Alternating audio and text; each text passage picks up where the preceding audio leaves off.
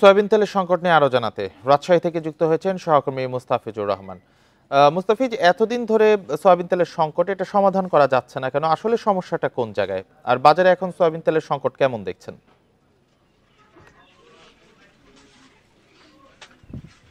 দেখুন, খোলা বাজারে সয়াবিন তেল অর্থাৎ বোতলজাত সয়াবিন তেলের সংকট এটি কিন্তু আজকের না, প্রায় 1 মাস ধরে কিন্তু এই সংকটটি চলছে এবং এটি যে সিন্ডিকেটগুলো রয়েছে সেই সিন্ডিকেটগুলো মনে হচ্ছে যে ক্রমেই সক্রিয় হয়ে উঠছে এবং আরও শক্তিশালী হয়ে উঠছে।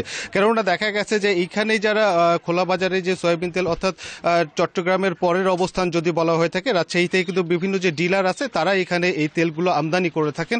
কিন্তু এখানে দেখা গেছে ডিলাররা কতটুকু আমদানি করছেন, কতটুকু কি পরিমাণ তারা বাইরে সাপ্লাই দিচ্ছেন, এই যে বিষয়ে নজরদারি এটি কিন্তু এখানে পরিলক্ষিত হয় না। যার ফলে এখানে যারা খুচরো ব্যবসায়ীরা রয়েছেন তারা কিন্তু বারবার একটি কথাই বলছেন যে তারা ডিলারের কাছে চাহিদা দিচ্ছেন, চাহিদা যদি 5 কার্টুন দেওয়া হয়ে থাকে তাহলে তারা পাচ্ছেন 2 কার্টুন, কোথাও 1 কার্টুন করে পাচ্ছেন। ঠিক যখন বোতলজাত সয়াবিন তেলের সংকট দেখা দিচ্ছে, কৃত্রিম সংকট দেখা দিচ্ছে বাজারে, তখন দেখা গেছে অপরদিকে যে খোলা সয়াবিন তেল সেটির কিন্তু দাম বাড়ছে।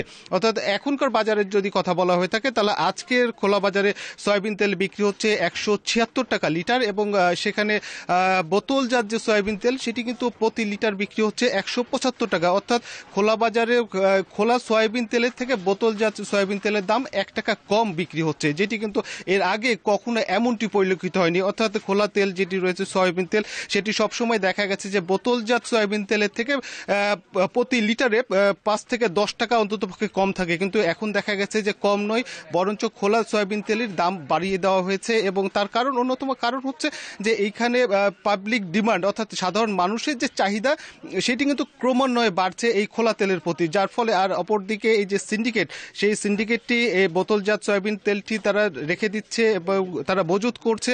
তার কারণ হচ্ছে সামনে রমজান আছে, সামনে রমজানে এটিকে আরও বেশি দাম, সংকটটি দেখিয়ে সংকটকে কাজে লাগিয়ে তারা কিন্তু এই দামটি বৃদ্ধি করবে এবং সেই সময় কিন্তু জনগণকে হয়তো অনেকটা জিম্মি করে বা বাধ্য করে, কারণ রমজানে ভোজ্য তেলের চাহিদা সবচেয়ে বেড়ে যায়। ঠিক এই সুযোগটাকে এইটার জন্যই কিন্তু এই সিন্ডিকেটগুলো অপেক্ষা করছে। এখানে যারা ব্যবসায়ী রয়েছেন, যারা খোলা বাজারে ব্যবসায়ী করছেন, ঠিক তারা কিন্তু বলছিলেন যে এই সমস্যাগুলোর সমাধান করার জন্য এখানে যে ভোক্তা অধিদপ্তর রয়েছে, সাথে রাষ্ট্রীয় যে সংস্থাগুলো রয়েছে, তারা যদি একসাথে কাজ করে তাহলে হয়তো যে শক্তিশালী যে সিন্ডিকেটগুলো রয়েছে সেই সিন্ডিকেটের মূলে আঘাত করা যাবে। অর্থাৎ এখানে কি পরিমাণ তারা আনছেন এবং কতটা তারা সাপ্লাই খোলা বাজারে তারা সাপ্লাই দিচ্ছেন, এই বিষয়গুলো নজরদারির একটি অভাব কিন্তু পরিলক্ষিত হচ্ছে। এখানে যারা ব্যবসায়ী সমিতির নেতারা রয়েছেন তাদের সঙ্গে আমরা কথা বলেছিলাম, তারা একটি বিষয় বলছিলেন যে তারাও যেন ক্রমেই সিন্ডিকেটের কাছে জিম্মি হয়ে যাচ্ছেন। অর্থাৎ তারা যদি এখানে পর্যাপ্ত পরিমাণে খোলা তেল বা যে বোতলজাত সয়াবিন তেল সেটি তারা যদি না পেয়ে থাকেন তারা কিন্তু বিক্রি করতে পারছেন না।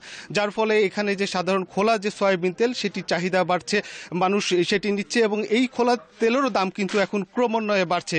গেল কয়েকদিন, 1 সপ্তাহ আগেও কিন্তু এই খোলা তেলটি বিক্রি হয়েছিল রাজশাহীর বাজারে 168 থেকে 70 টাকা লিটার, সেটি কিন্তু আজকে বিক্রি হচ্ছে 176 টাকা লিটার। এখানে যারা সাধারণ ব্যবসায়ী রয়েছেন এটি কিন্তু তাদের করার কিছু নেই, কারণ তারা বারবার একটি কথা বলছিলেন এক্ষেত্রে তাদের করণীয় কিছু নেই। এখানে যারা সিন্ডিকেট রয়েছেন, যারা আমদানিকারক রয়েছেন, তাদের বিষয়টি কিন্তু এখানে সরকারি যারা সংস্থা রয়েছে তাদেরকে এখানে কঠোর অবস্থানে থাকার জন্য বা তাদের নজরদারি আরো জোরদার করার জন্য কিন্তু আহ্বান জানাচ্ছেন এখানকার যারা ব্যবসায়ী রয়েছেন, তারা কিন্তু এমনটি বলছিলেন। এ ছিল রাজশাহী থেকে সর্বশেষ।